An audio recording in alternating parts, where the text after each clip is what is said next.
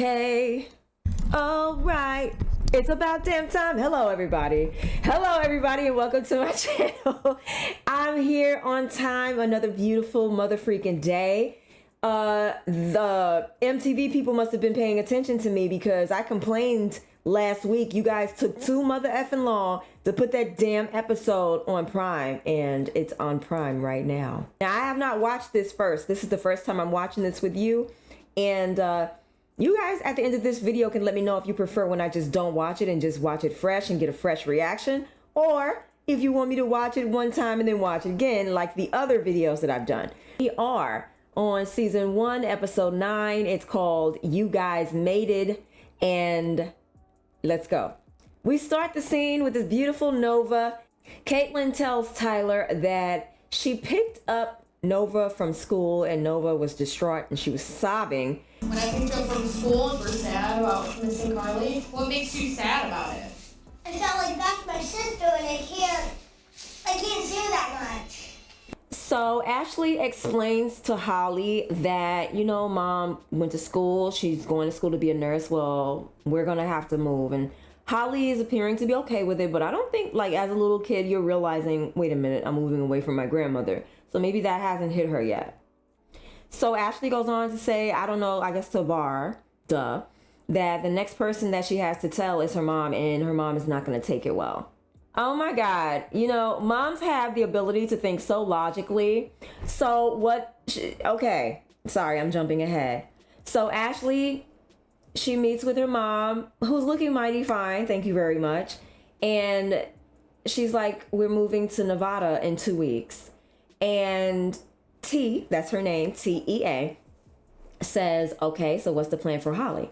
And Ashley's like, she's going with us. And she's like, okay, so what is the plan for Holly's support group, aka the people that she will be leaving behind?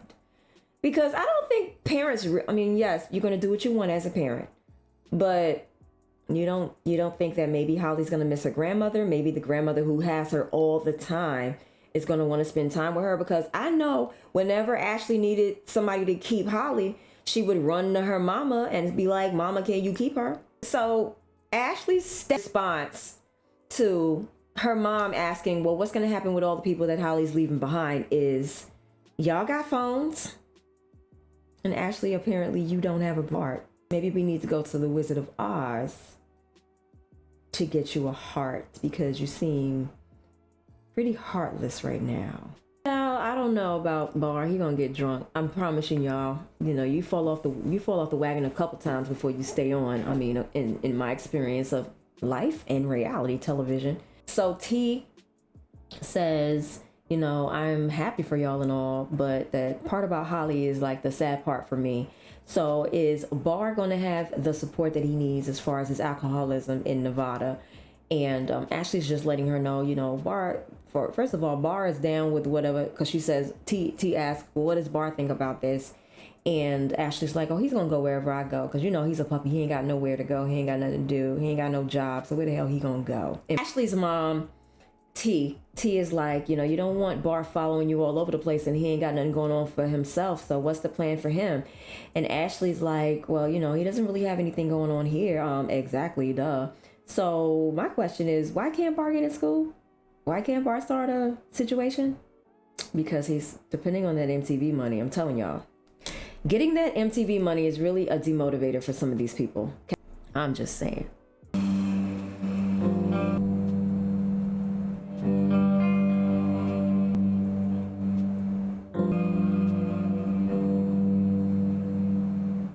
Here with Macy and Taylor, and they're discussing the news happenings about the school shootings, talking about how they need to talk to the children about gun safety and what to do if there's an active shooter at the school, and be proactive about that part of education when it comes to the kids. So we're here with Cheyenne. She says their wedding is 2 months away. They are waiting on closing on the house. They're waiting to hear word. Ryder's new school is near the new house, and they still haven't even packed up yet. If it's one thing I've had my fill of on reality shows, it's wedding planning. I do not care. I do not care. So that's what they're doing here. They're wedding planning. And I'm going to skip this part. Thank you. Appreciate it. All right, and so now we're at her dress fitting. Now that's the only part I like about a wedding planning, because I never had a wedding, but I'm not liking this wedding dress. Sorry, Cheyenne. I don't like that piece in the middle. I just hate it. I really hate it. I hope that's not the final dress. I hope you're just being fitted right now, and they're gonna like scoop that up and put it in, put it together or something. Jalen is thicker than a Snicker child. I didn't know he was thick. So we're here with Leah and the family. Jalen is now part of the family. They're not married, but they live together. So Leah comes and tells us that her and Jay took the girls on a family vacation. Here I was thinking that they were at their new house with the pool, but they're actually on vacation having a ball, and that's lovely. But it wasn't just the girls. His family also came to the vacation. So Leah is sitting here talking to Jalen about how everything went, and he says, everything went well.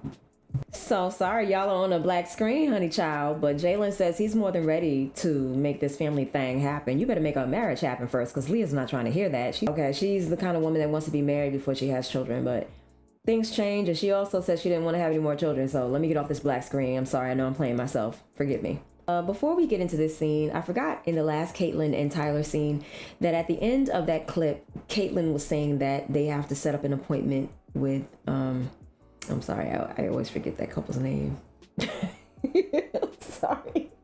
I'm sorry, y'all. I have not reviewed this show in a million years. God.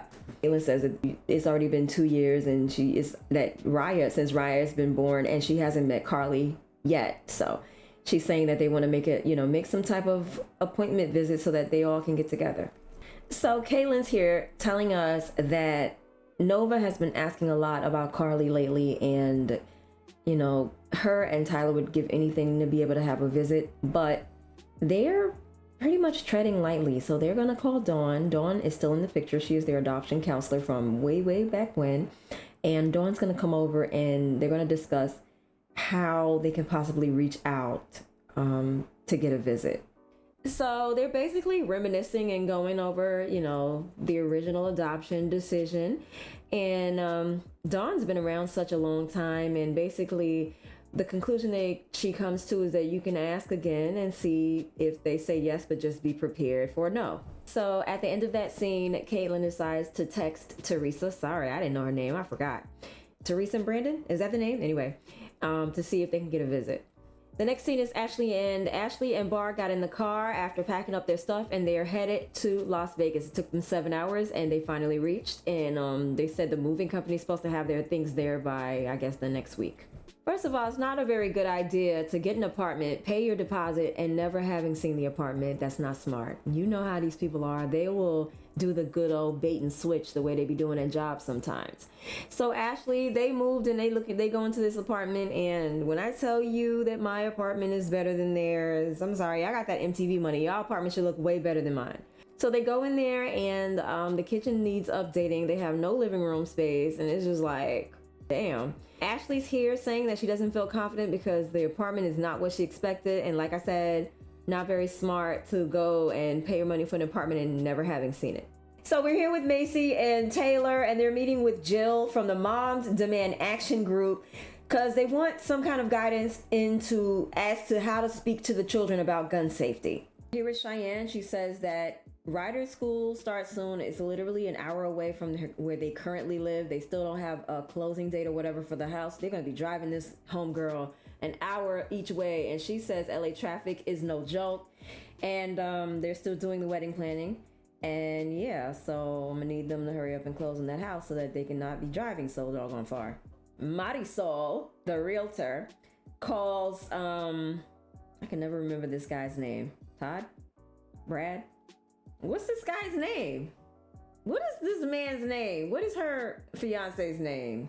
I really feel bad. I have a bad memory. It'll come back to me. Anyway, forgive me, y'all.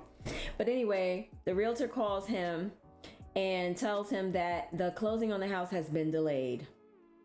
So you guys are going to be driving Ryder around for a little bit. I realize, y'all, I like doing these reviews because I get to cut down all that extra talking that they be doing in this show. And this whole conversation was like fluff. They wasn't talking about nothing. That's why I didn't really go over it. I'm only talking about the stuff that matters, okay? And for some reason, they about to pick Corey's brain about what? Anyway, I don't know what that's about, and I don't know why that's a point or why that's going to be a thing, but alrighty then. So we're here with Leah, and she's with her beautiful friend Shalane with this beautiful name. Shalane, that name is so pretty. Let me just dwell on that name for a minute. Okay. And so Leah's sitting here talking to Shalane about how the trip was and how awesome it was. And Shalane's asking, how is Jay with the kids? And Leah's like, he's good with the kids. And Leah was just letting Shalane know that he was kind of apprehensive in the beginning of the relationship about kids and marriage. And now that they've had like a family vacation, she's more getting used to the idea of possibly getting married and possibly having another child. You're gonna have to have another baby, girl, because you have 3. Jalen has none. You gotta give that man a baby. I'm sorry, but it's gonna be you.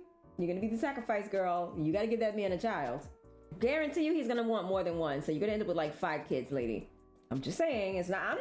I'm just the messenger. Okay, I'm just saying. Teresa's texting me back. I'm scared to know what she's gonna say. Looks like a no. Look at her face. She said she doesn't think it's gonna happen this summer. They're so busy with like kid stuff. Let me tell you something, okay? They don't want to be honest with you, okay? Oh, okay, I'm sorry. If y'all didn't just hear what she just said, let me repeat it. So we're here with Caitlin and Tyler and the girls. And Caitlin gets a text back from Teresa. Teresa says, I don't think it's going to happen this year. We're busy, we're busy. Teresa and Brandon, why don't y'all just be honest and say that these visits are not benefiting the children anymore, as far as my side, as far as Carly? It's confusing her. We really don't want this situation anymore. Instead of giving them the runaround, why can't y'all just be honest? I know sometimes you don't want to be honest because you don't want to hurt people's feelings, but making up lies is worse. Like, oh, we're busy. Oh, we're doing this. Oh, we're doing that. Like, I'd rather you just be completely honest with me. I can get over the situation easier if you just come to me honestly. So I'm really sorry, guys, that you're not going to be able to see Carly this year. And to be quite honest with you, I think every year they're going to come up with some type of excuse, because this is now going into year 3 or 2 is what Caitlin said. This is going into year 2, and now no visits for 2 years. Then it's going to turn into 3. It's going to turn into 4. The next thing you know, Carly's going to be 18 and she's going to be able to visit you herself. And so, Tyler, you're running your mouth again. I'm going to need you to relax. I understand you're in the heat of the moment, and I understand this is very disappointing. But basically, Tyler's like, what child has not benefited from having more involvement? What you got to understand is you got to try your best. I know it's hard to understand from the other end, the other side of the spectrum when it comes to the adoptive parents. When you're still in contact with the birth parents, it makes stuff very sticky and very... I mean, I've never experienced it. I'm only giving you what I assume it to be. But the thing is, Tyler's talking about what the plan was, but keep in mind, it is literally like 13 years later, and people's minds change in 13 years, okay? Especially they're raising the child and they're seeing how she is, they know how she is, and they know what she needs.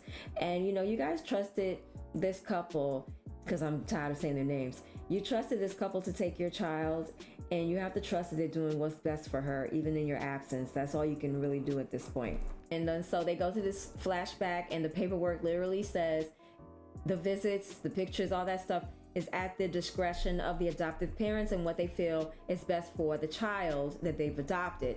And so that's just how it is, and I'm really sorry. I'm glad you guys were able to have your 3 daughters, though. And it doesn't mean that Carly doesn't exist. It doesn't mean you can't text her, or I don't know how that works, but hopefully you guys can maintain some type of relationship until she's 18, and if she chooses to meet you, then she can. Because I was 16 years old when I made those decisions. I was a minor, not knowing half of what these words mean. Right. Yes, Or you're how right. you're I gonna did feel. sign that at 16. What the F is your point? I'm gonna tell you something now. If I ever get that paper thrown back in my face that I signed at 16 again, I'm gonna flip. Don't you dare use my naive 16-year-old, very vulnerable, very emotionally vulnerable state of mind against me at the age of 26. So Ashley's regretting her decision to move the family. She doesn't like the apartment. She's tired of people walking over her head. She's used to houses. Girl, I'm glad you're used to houses. You was living the life when you were growing up, huh? I hate apartment living, but it's what I have to do right now. So, we do what we have to do, but y'all didn't have to do that. I'm trying to understand why there were no schools in California. get why they wanted to talk to Corey now. I was like, what the hell does he have to do with anything? Okay, obviously. Okay, so we're here with Cheyenne, and she's letting Corey know that it's gonna be hell doing that 2-hour-a-day ride back and forth from Ryder's school. Corey actually lives closer to their new house. So what the plan is that they're going to have him switch his schedule as far as the custody or whatever with Ryder for about a month until they can get the closing on the house, and then things will go back to the way it was. See how quickly I explained that to you guys? Oh my God. Okay, so we're here with Macy and Taylor. They're talking to the kids about gun violence and safety, and yeah, that's about it. All right, guys, that is the end of this review. Thank you so much for watching my channel. Sure, you like, comment, and subscribe, and I'll talk to you guys in the next video. Bye.